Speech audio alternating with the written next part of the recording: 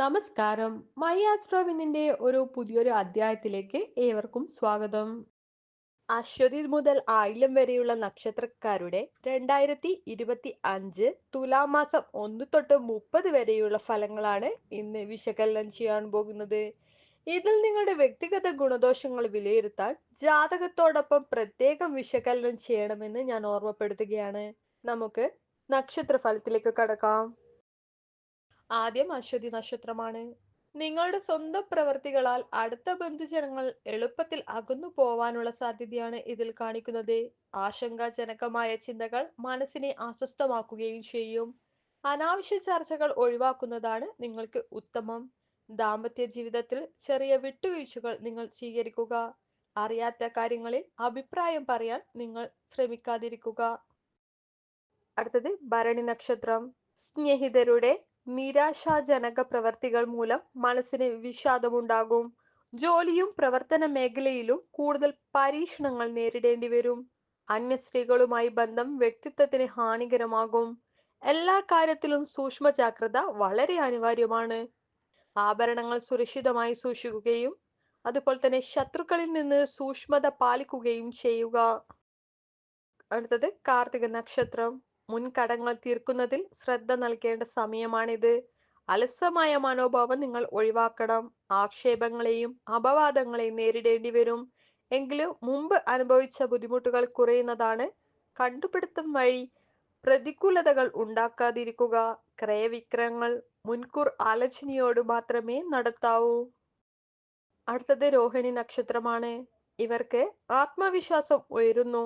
അപ്രതീക്ഷിതമായ വഴികളിലൂടെ ധനസഹായം ലഭിക്കാനുള്ള സാധ്യതയും കാണുന്നുണ്ട്. മനസ്സിനെ അലട്ടുന്ന പ്രശ്നങ്ങൾക്ക് പരിഹാരം നിങ്ങൾ കണ്ടെത്തും. അതുപോലെ തന്നെ മുടങ്ങിപ്പോയ തൊഴിൽ സംരംഭങ്ങൾ കാര്യക്ഷമമായി മുന്നോട്ട് നിങ്ങൾ കൊണ്ടുപോകും. പുതിയ സുഹൃത്ത് ബന്ധങ്ങൾ സ്ഥാപിക്കാൻ നിങ്ങൾക്ക് അവസരം തന്നെ ഉണ്ടാകും. അടുത്തത് മകേര നക്ഷത്രമാണ്. മകേര നക്ഷത്രക്കാർക്ക് വിനയം, ക്ഷമ, ആദരവ് എന്നിവയിൽ ശ്രദ്ധ പാലിക്കേണ്ട സമയമാണ്. സ്നേഹത്തോടെ സമീപിക്കുന്നവരെ നിങ്ങൾ ശ്രദ്ധിക്കണം. സാമ്പത്തിക ബാധ്യത സൃഷ്ടിക്കാവുന്ന പ്രവർത്തനങ്ങളിൽ നിന്ന് മാറി നിൽക്കുക. മറ്റുള്ളവരെ കുറ്റപ്പെടുത്തി സംസാരിക്കുന്ന ശീലം അപകടങ്ങളിലേക്ക് നിങ്ങളെ നയിക്കുന്നു. ധനകാര്യ ഇടപാടുകൾ സൂക്ഷ്മമായി നടക്കാത്ത പക്ഷം ദുഃഖം അനുഭവിക്കേണ്ടി വരും.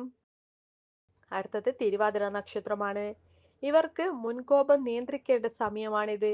ആലോചനയില്ലാത്ത പ്രവർത്തികൾ അപവാദങ്ങൾക്ക് വഴിവെക്കുന്നു. യാത്രാ സമയത്ത് ധനനഷ്ടം ഒഴിവാക്കാൻ നിങ്ങൾ പ്രത്യേകം ശ്രദ്ധിക്കേണ്ടതുണ്ട്. സ്വന്തം ഉത്തരവാദിത്തങ്ങൾ മറ്റുള്ളവർക്ക് ഏൽപ്പിക്കരുത്. അഹങ്കാരം വിട്ടേക്കുക, കാരണം അത് വലിയ പ്രശ്നങ്ങൾ നിങ്ങളിൽ സൃഷ്ടിക്കുന്നുണ്ട്. ശ്രമിച്ചിട്ടും അംഗീകാരം ലഭിക്കാതെ പോവാനുള്ള സാധ്യതയും ഇതിൽ പ്രത്യേകം കാണുന്നുണ്ട്. ആത്മാർത്ഥമായി ദൈവ പ്രാർത്ഥന നിങ്ങൾ നടത്തുക. അടുത്തത് പുണർദ നക്ഷത്രമാണ്.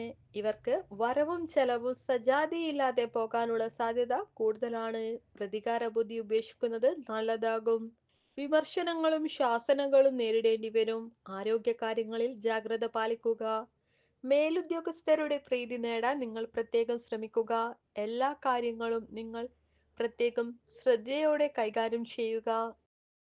അടുത്തത് പൂയം നക്ഷത്രമാണ്. പൂയം നക്ഷത്രക്കാർക്ക് മനസ്സും ശരീരവും അസ്വസ്ഥത അനുഭവിക്കാം. യാത്രകളിൽ അധിക ജാഗ്രത പാലിക്കുക. ആരെയും അമിതമായി വിശ്വസിക്കാൻ പാടില്ല. പണമിടപാടുകളിൽ വാഗ്ദാനം പാലിക്കാൻ കഴിയാതെ പോകാം. അതിനാൽ സാമ്പത്തിക കാര്യങ്ങളിൽ മുൻകൂർ ശ്രദ്ധ വളരെ അത്യാവശ്യമാണ്. അനാവശ്യ കൂട്ടുകെട്ടുകൾ നിങ്ങൾ ഒഴിവാക്കുക. അടുത്തത് ആയില്യ നക്ഷത്രമാണ്. ഇവർക്ക് അപവാദങ്ങളിൽ പെടാതിരിക്കാൻ പ്രത്യേകം ജാഗ്രത പാലിക്കുക. ചെലവുകൾ അധികമാകാനുള്ള സാധ്യതയും കാണുന്നുണ്ട്. മുൻകോപം പല പ്രശ്നങ്ങൾക്കും വഴിവെക്കുന്നു. പ്രവർത്തനങ്ങളിൽ വിജയം നേടാൻ കൂടുതൽ പരിശ്രമം തന്നെ ആവശ്യമാണ്. സത്യസന്ധമായ പ്രവർത്തികൾ ലക്ഷ്യനിർവഹണത്തിൽ നിങ്ങളെ സഹായിക്കും. അനാവശ്യമായി മറ്റുള്ളവരുടെ കാര്യത്തിൽ ഇടപെടാതെ നിങ്ങൾ പ്രത്യേകം ശ്രദ്ധിക്കുക. ഇന്നത്തെ വീഡിയോ നിങ്ങൾക്ക് ഉപകാരപ്രദമായെങ്കിൽ ഞങ്ങളുടെ ചാനൽ ഇന്ന് തന്നെ സബ്സ്ക്രൈബ് ചെയ്യുക. മറ്റുള്ളവരിലേക്ക് ഷെയർ ചെയ്യുക. നന്ദി, നമസ്കാരം.